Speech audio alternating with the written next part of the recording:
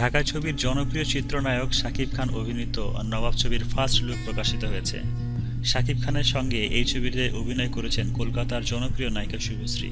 গত মঙ্গলবার ২১শে মার্চ সন্ধ্যায় জাগো নিউজকে শাকিব খান নবাব ছবির প্রযোজনা প্রতিষ্ঠান জাজ মাল্টিমিডিয়ার ফার্স্ট লুক প্রকাশিত পেয়েছে। ছবিটিতে যৌথ প্রযোজনা করেছেন জাজ মাল্টিমিডিয়া ও কলকাতার এসকে মুভিজ। শিকারী ছবির নির্মাতা কলকাতার জয়দেব মুখার্জি ও বাংলাদেশের আব্দুল আজিজ এই ছবিটির পরিচালনা করেছেন। এদিকে নবাব ছবিটি শাকিব ও শুভশ্রীর প্রথম জুটি। প্রথম জুটিতেই বেশ আলোচিত হয়েছেন এই জুটি। এছাড়া ছবিটিতে অমিত হাসান, খরাজ মুখার্জি, রজতাভ দত্ত, মেঘলা ও আরও অনেকে অভিনয় করেছেন। নবাব ছবির গল্প লিখেছেন বাংলাদেশের আব্দুল জহির বাবু ও কলকাতার পেলে ব্যানার্জি। গত বছর নভেম্বর থেকে ছবিটির শুটিং শুরু। কক্সবাজার, থাইল্যান্ড, ভারতের বিভিন্ন এলাকায় ছবিটি শুটিং করা হয়েছিল।